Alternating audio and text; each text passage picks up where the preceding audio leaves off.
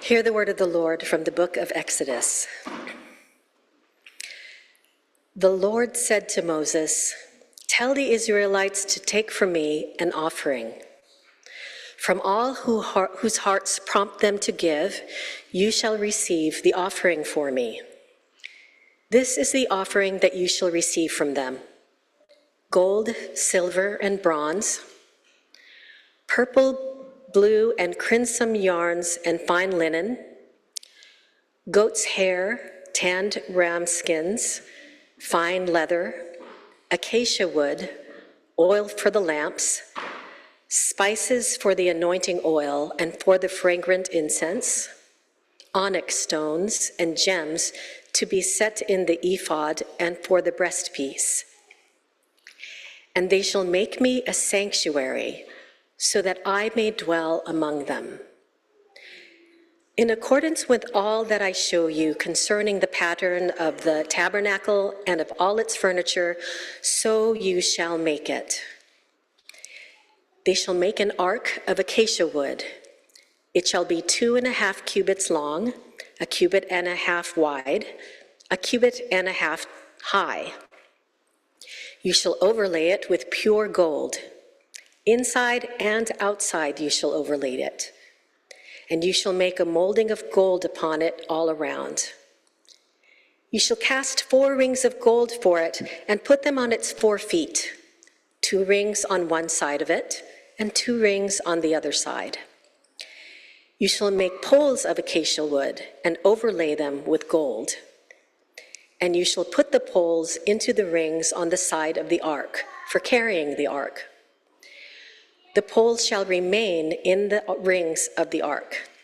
They shall not be removed. You shall put the covenant that I am giving you into the ark. Then you shall make a cover of pure gold. 2.5 cubits shall be its length, and 1.5 cubits its width. You shall make 2 cherubim of gold. You shall make them of hammered work at the 2 ends of the cover. Make 1 cherub at one end and 1 cherub at the other.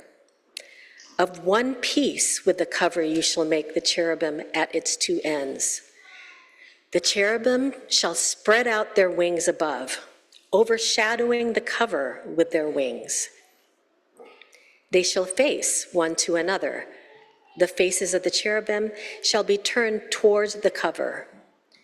You shall put the cover on top of the ark, and in the ark you shall put the covenant that I am giving you. There I will meet with you, and from above the cover, from between the 2 cherubim that are on the ark of the covenant, I will tell you all that I am commanding you for the Israelites. This is the word of the Lord. Yes, and youth.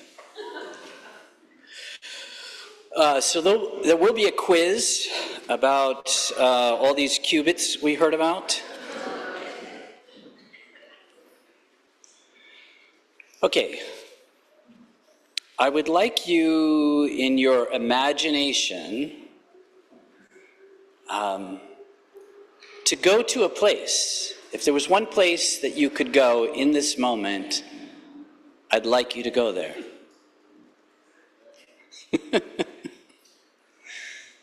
Where would it be? Where would it be? Where would you most want to go? And why? Today I'm talking about sacred space. We stand at a vista overcome with awe and beauty as the perspective we had is suddenly altered. We did not expect it to fill our senses the way that it does. It is as if it penetrates through us and we are changed by its presence. Imagine standing before Michelangelo's David, as my daughter recently did. Or we glimpse the long view of Yosemite Valley, waterfalls casting themselves downward, Half Dome sheer in its face, El Capitan sending a shiver through our being as we imagine people are actually climbing it. You enter a chapel and the candles illuminate a corner while stained glass stories surround you, and a cross hangs as if to say, your suffering is known by God. Or you sit with a friend in a moment of vulnerability, and they look at you with a kind of presence where you feel seen for more than the crisis that tears through your life. All of these are sacred spaces.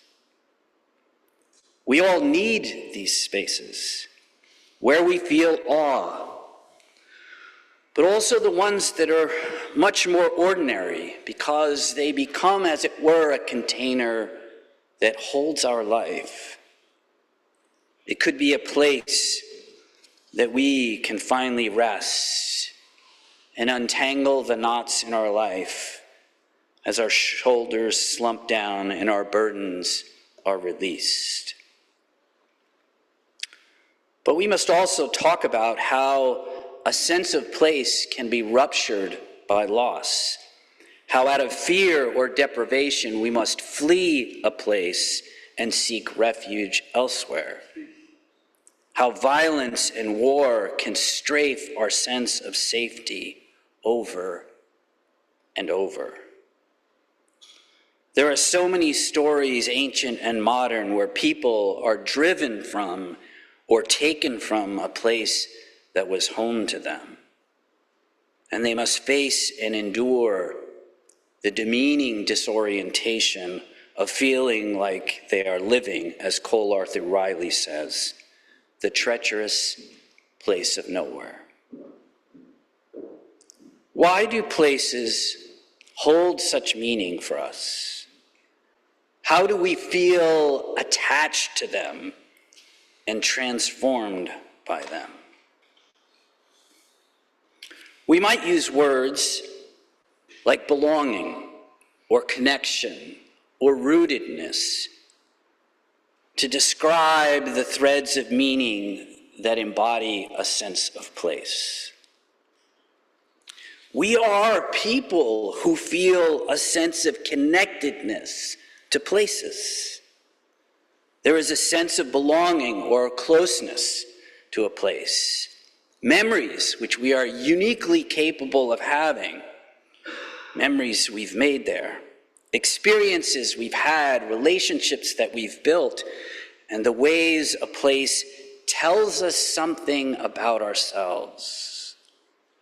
Perhaps we grew up somewhere, and that place holds meaning for us. There are locations in nature that have held significance for me, like Granite Lake.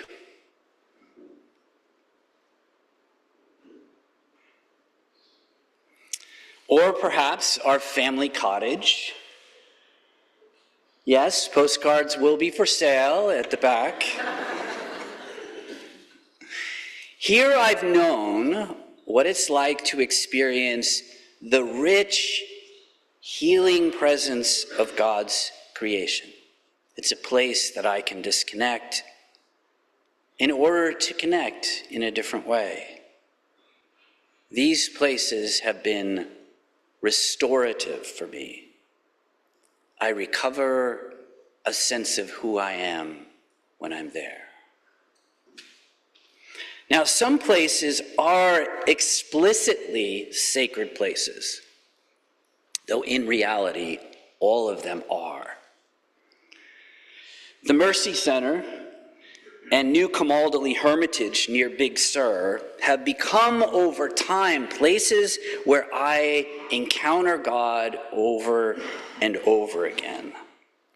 But the reality of these kinds of sacred spaces is not just that they represent deep and meaningful experiences of God, but also rich and tender awakenings to ourselves.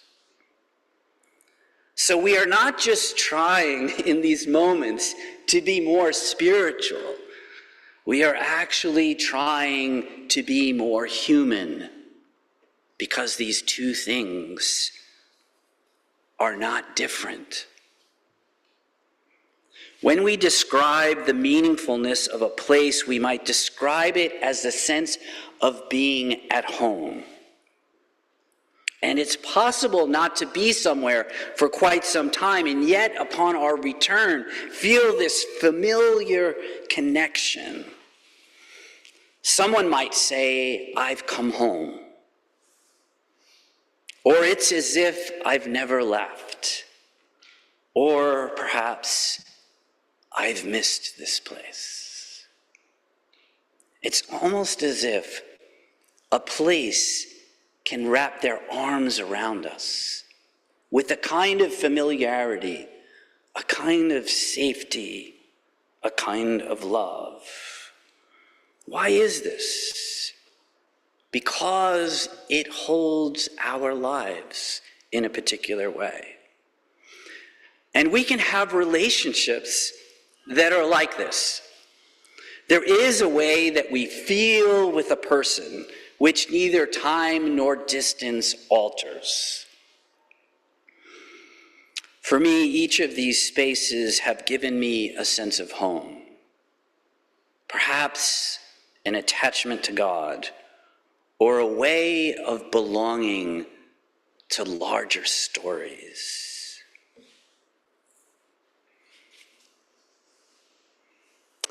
Now we turn our attention to our passage in Exodus chapter 25, which is describing for us the design, the construction of a sacred space. I think for a moment, like when I go to the Mercy Center and I stand at the edge of the labyrinth, which was one of the pictures that you saw, someone has been there before. Someone in whose mind and through their creativity and through their energy created this place. And at the Mercy Center, it is wrapped in creation. So while you walk the labyrinth, your view changes. And all the while, you're encircled by creation. But it took someone's intention and someone's energy to create it. And there are those who maintain it. So we look at Exodus 25. Now, to this point, God has met the people on the mountain. But a dynamic shift is taking place. While God previously appeared to them in the aura of the mountain. I love this photograph that I think it won some award. I just saw it this week. But going forward, God is going to dwell in the center of the camp. And God becomes this traveling presence in the middle of the community. In chapter 25, we begin this lengthy description of the vision for the sanctuary for Israel. And it is to be portable. Could you imagine? Okay, we're on the move. All right, we have to pack up. But don't imagine this as some like supersized REI tent that you could go and purchase. It's actually quite large in its size and exquisite in beauty. It would be precisely designed and thoughtfully decorated and powerfully symbolic. Its importance to this community cannot be overstated. And yet, I thought about this because I'm like, wow, this is a huge tent. It's huge. And then I thought, wait a second. There's 1 million, maybe 2 million people surrounding it. Like, it's a dot in the middle of the community. So it's big, but it's also small. And it's interesting because a third of the book of Exodus pertains to this wilderness sanctuary. And so, like, I don't know. I'm sitting there, and Amy, you read it so well. It was so captivating. But as you're reading it, I'm going, oh my gosh. I thought to myself, did I read this text? You're wondering where this is going. I hope you read the text. No, but it's like, it sort of like meanders along. And you know what? The text was actually like 3 or 4 chapters, and we could have read that whole thing, but you would have been asleep by the end of it. Anyway, which might have been great for Amaya napping, but anyway. No, but a third of Exodus is devoted to describing the design, the intricacy of this tabernacle. I'll give you a few details. 45 feet long, 15 feet wide, and 15 feet high. Its rectangular structure, was it acacia wood? Acacia wood? Was then like dipped or painted, or however you do that, with gold. It had no solid roof or front wall. Interesting. It was covered with animal skins and cloth, and it was divided into 2 rooms with a heavy curtain. The larger room was called the Holy Place, and the smaller room called the Holy of Holies. This was the tabernacle. The details of its design included tapestries and furniture, colors and metals to be used, and the details go down to the clasps and pegs. We all need to know this. And the tabernacle was covered in tapestries with cherubim. I don't know what you think of when you hear cherubim. I don't know. But these cherubim were woven into the tapestries. And these tapestries were made of fine linen, blue, purple, and scarlet. And they covered the roof. And so much more. But why this attention to detail?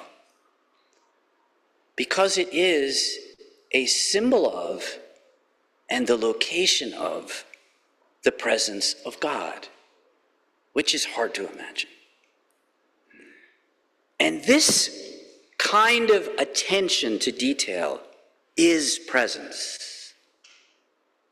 It is being present to something, and this presence expresses love. It says that we are being intentional about our relationship with God. And so it is not just about how do we get the right dimensions and shape to the tabernacle, but it is how do we have the right intentions to give shape to our love. So while the artisans and architects and the engineers and the builders give shape to the tabernacle, the people give shape to their worship.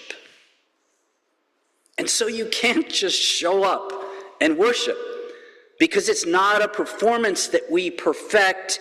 It's not an appearance that we carefully curate. It is relational.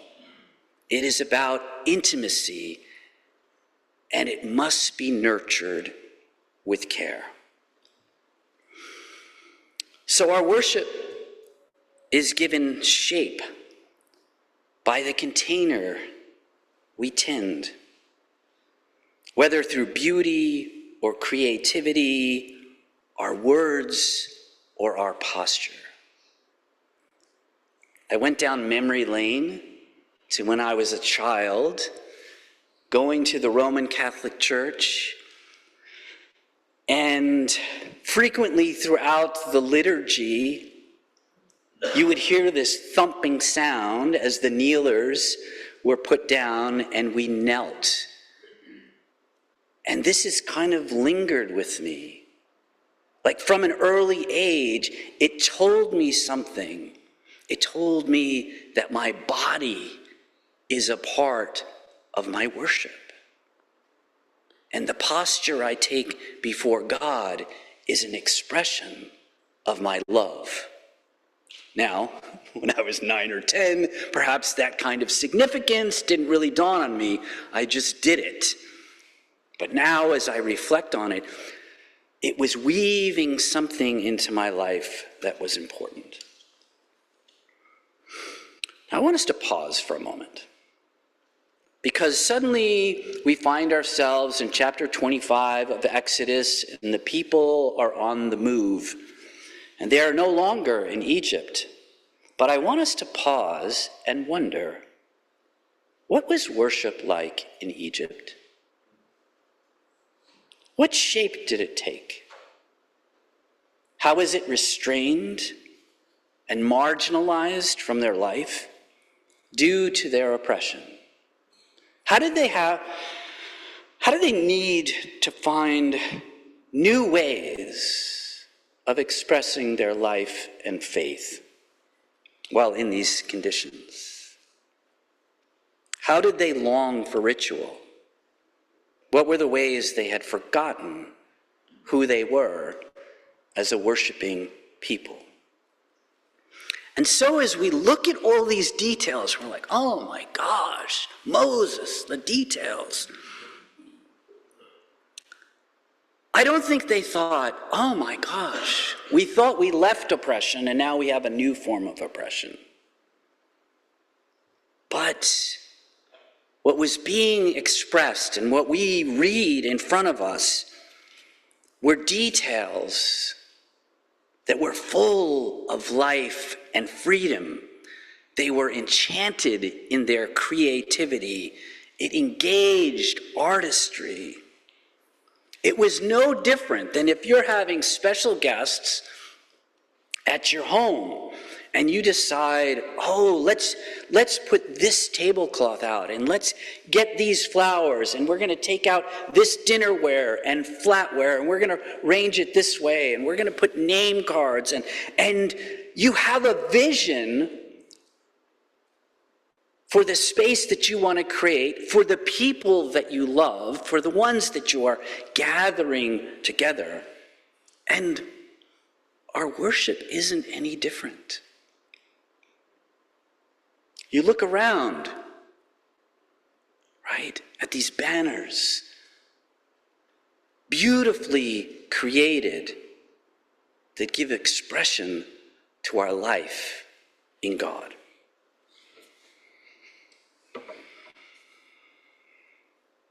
So those who had not known a place of worship now hear God attentively and creatively describing a place that God would come and dwell amidst the people. This is amazing. But you see, this is not new. This is not new to the nature of God. God didn't say, oh, I've got an idea. I'm going to change things up. No, when God created the Garden of Eden to be this dwelling place for humanity to flourish, what did God do? God came and walked among them. And now a tabernacle takes its place among a chosen people, and it is literally at the center of their life. And so these people are not entrenched in stale patterns, but they are amidst something that is often enough on the move, in search of God's promises, trusting that this unfolding journey leads them to a life-giving future. Place is important because God has chosen to enter history. As mentioned earlier, God has moved from dwelling in the mountain to being among them. And this is not simply a change of address.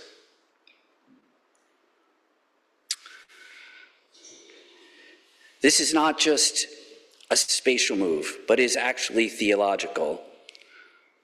No longer is the mountain a typical residence for the gods. Think Mount Olympus among the Greeks. Now God comes to dwell among the people of God, emblematic of the Garden of Eden in the past, but it also anticipates the incarnation in the future, where the Word would become flesh and dwell among us. And so God does not live in a kind of aloof fashion from the goings-on in the world, but enters into its messiness. So God is not abstract or unengaged, like chess players staring down at the board, moving pieces around. Rather, God says, I will make my residence in the middle of where you live and move and struggle and worship. And so there is this hallowing of space, where God is proximate, where we sense in tangible ways the holy.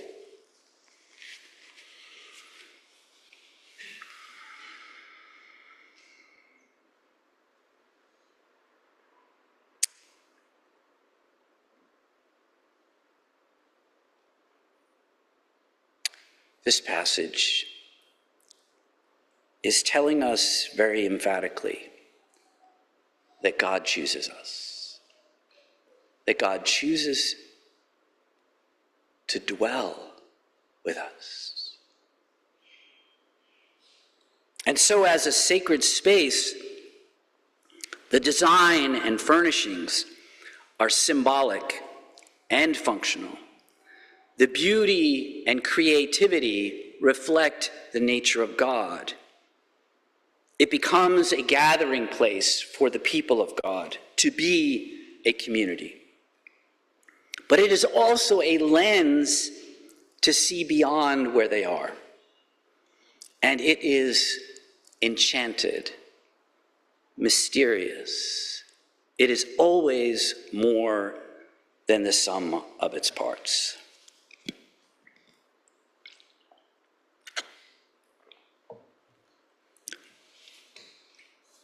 And in doing so, our worship reconnects us with God.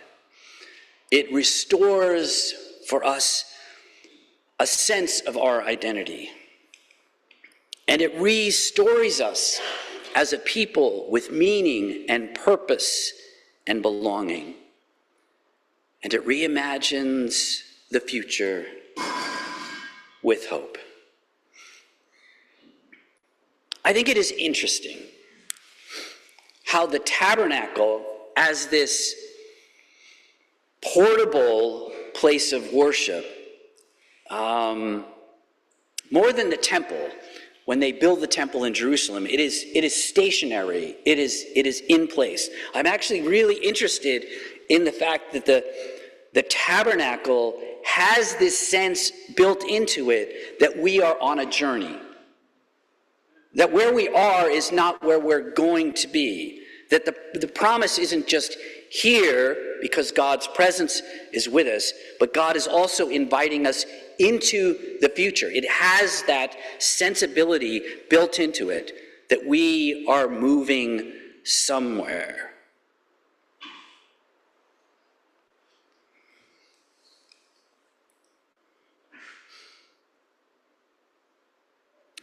You see, the tabernacle is in a long storyline of God's presence in relationship with us. We've already mentioned some of these. Think of where it begins. In creation, in the Garden of Eden, God walking. Then there's this tabernacle where God says, I'm going to show up with you. Then there's the temple, Then Jesus comes as the Word made flesh, who dwells, who embodies the presence of God. And then when Jesus leaves, he says, what? I will not leave you alone, but I will send the Holy Spirit as an advocate, a guide. But Paul writes in 1 Corinthians 3:16, this, which is shocking. It has to be shocking for us. Do you not know that you are God's temple?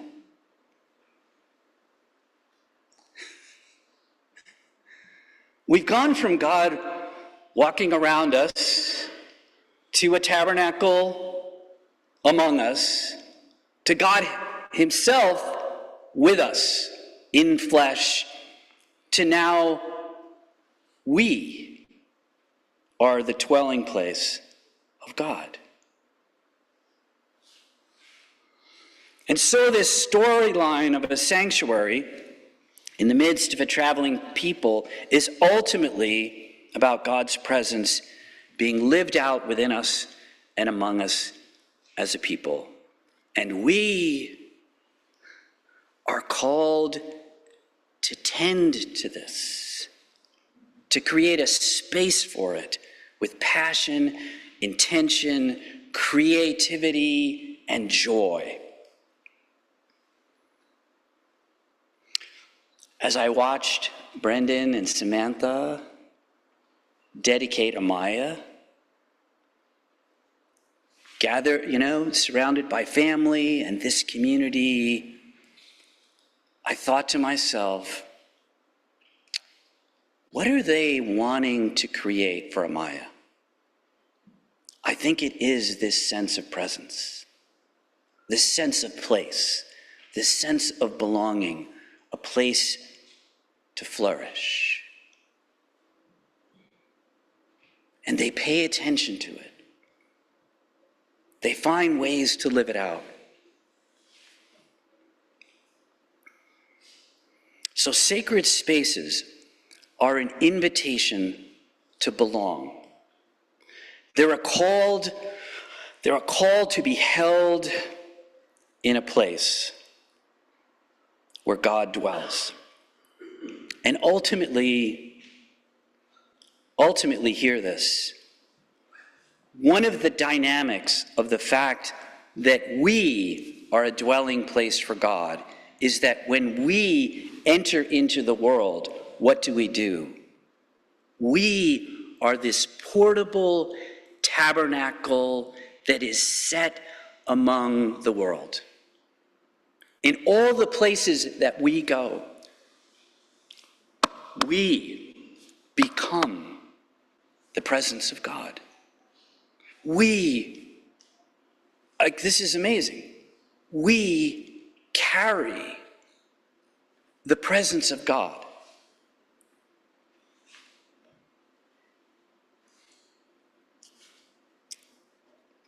And this is what Exodus invites us to be.